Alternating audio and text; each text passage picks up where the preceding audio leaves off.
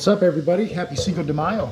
I'm Simple Pleasures MTB, and today we're doing a bottom bracket replacement install on my Trek Session 88 down Duro bike. All right, let's get started. Okay, so here's our old bottom bracket, GXP Sram. Check out the condition of that bearing right there. It's cracked, super gritty. This is from a 2015 bike. So I'm not exactly sure if this is the original equipment, but it is an 83 millimeter wide bottom bracket. We have been riding through a lot of water.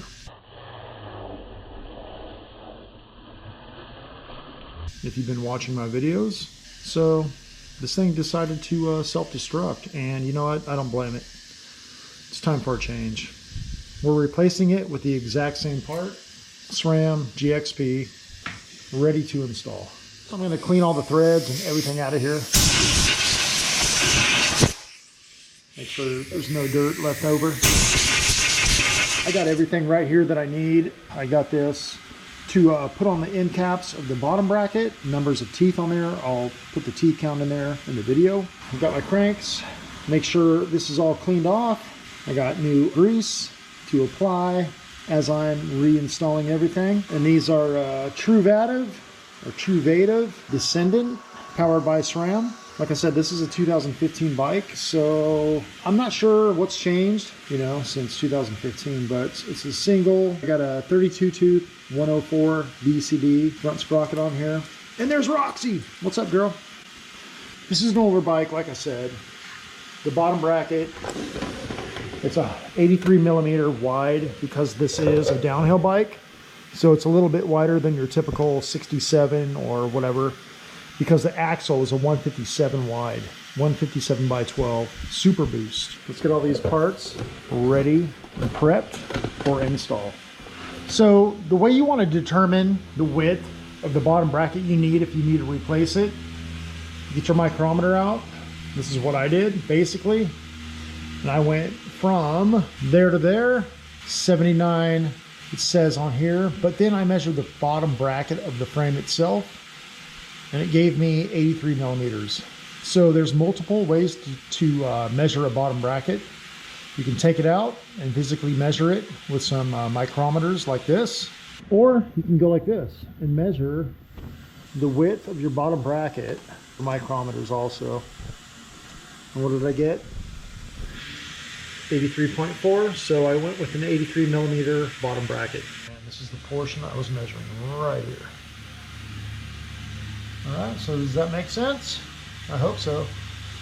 That's how I got the exact measurement for my bottom bracket spacing. All right, so this is the drive side. I've already cleaned it out with an air compressor. Now to the threads, I'm gonna be liberal and apply some grease. Don't be shy with that grease. And on this bottom bracket setup, this is a reverse thread on the drive side. I'm not sure all bikes are like that way, but on this one, that's the way it goes. So reverse thread, driver side. Driver side meaning where your chain and all that stuff goes. All right, so here we have the drive side of the bottom bracket. It's clearly marked right there on the teeth. It does have a spacer. I want to leave that spacer on there. And I've already dry fitted this, so that's how I already know that it's a reverse thread. So I'm just going to thread that in there by hand until it's tight. I have this tool specifically for the teeth count. It's 25 to 30 foot-pounds, and I'm just going to go by feel right now, just for video purposes. Okay, right there. All right, that's one side. The bearing feels great. All right, let's move on over to the other side. Okay, before I move on over to the other side, I've already wiped off the cranks, made sure everything, I double checked all these, made sure they're all tight before reinstalling. I'm gonna apply a little bit of grease onto here, and I'm gonna slide it through. All right, so I got my grease applied. I'm just going to slide this on through here, like so. Look at that. Woo-hoo-hoo. Brand new bearings. It's a beautiful thing. In case you're curious, this is the grease I'm using, Maxima waterproof. It's pretty much an all-purpose grease. Washout resistance, racing formula, motorcycle, bicycle, watercraft, ATV, low friction, high temp. Yeah, it's a pretty color. All right, nothing special. Okay, now that we have the bike moved around to the opposite side, we're going to install this other side, this other half with the sleeve. The sleeve basically, it's got O-rings on either end. You can see right there it's directional, drive side, pointing that way. So we're going to put a little bit of lube in these threads once again and thread it in. All right, so this time I applied the grease to the threads on this.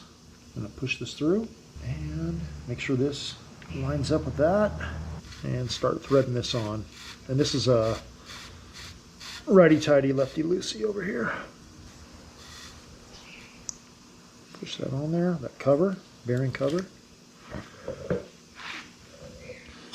And now we're going to tighten this side.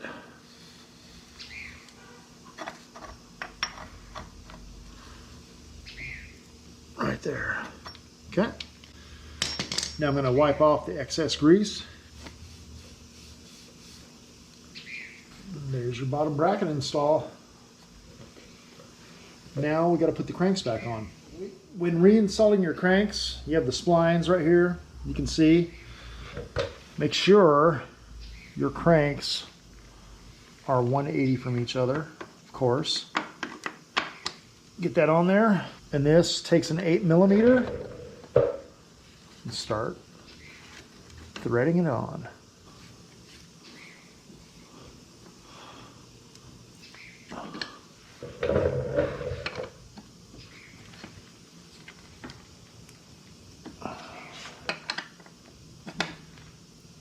Make sure it's on there nice and snug. Okay, right there. There you have it. Nice and quiet, spins nice and free, pretty damn easy. There's the other side. So once again, this bike is a 2015. These are Truvativ or Truvativ Descendant cranks. And this is a threaded bottom bracket on a 2015 Trek Session 88 with an 83mm spacing bottom bracket. GXP by Sram. All right, I just finished degreasing the chain, and now we're going to reinstall. There we go. Release the tension. Now I also just installed a 54 tooth star ratchet. I was running an 18. So let's see how that runs. Oh, beautiful. Bottom bracket running smoothly.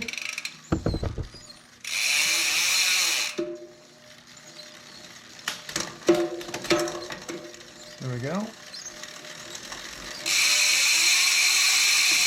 All right, let's take it for a little spin. Listen to that 54 tooth star ratchet.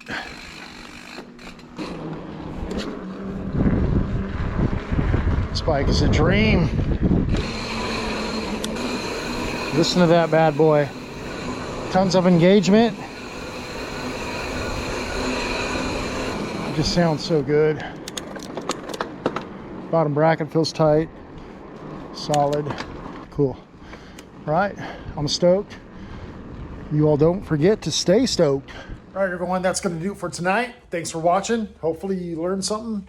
Once again, that's a 2015 Truvativ Descendant crank by SRAM. It's an older bike, but here's the part number. If you have something like that, fairly easy procedure. Like I said, threaded bottom bracket. Just make sure you measure your actual bottom bracket spacing in your frame.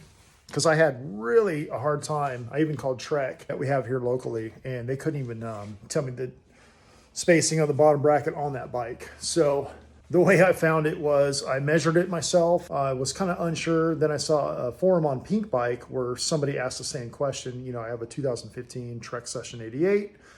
What is the bottom bracket spacing? And some guy responded 83 millimeters. So, you know, I took a chance and went for it. It's a $35 part, you know, so, and I ordered from Worldwide Cyclery. They're local here to me, Thousand Oaks, California, Newberry Park area. And those guys are cool. They're like, if it doesn't fit, you know, just send it back. We'll get you the right one. But anyway, love this bike, having so much fun with it. 2015 Trek Session 88, triple clamps, boxers. I just put the Maxxis Minion DHR2s, 27.5 by 2.8 wide, front and rear. And this thing grips so well. Got the new Renthal carbon fiber fat bars on here, 40 millimeter rise, 800 wide, super comfortable. Got the Chromag grips, got the Chromag stem, got the Chromag seat. This bike is just so fun to ride. It's got the 11-speed drivetrain on it, 1042. Got the dropper post on it. Yeah, this thing is, it's a Franken bike, but you know what I mean? It's a little tougher in the climbs because of the seat post angle. It's totally wrong. There's really nothing I can do about that. But in the descents, it is a dream. Absolute dream. 210 millimeters of travel. So, you know, stuff that you come up to and you're like, oh shit. It just eats it up and you're like, oh, okay. It wasn't so bad. Super fun bike to ride. All right, everyone. Thanks for watching. Check out simplepleasuresmtb.com for merch. I got these hats, got these shirts, got everything. And I know some people were saying there was some trouble with shipping. I guess Teespring is changing over to Spring. You know, I wrote them and I said, hey, my customers are a little bit frustrated. You know, they're not getting their stuff on time. So hopefully they fix that problem and hopefully you guys get your stuff on time. Appreciate you all. Thanks for watching. Stay stoked.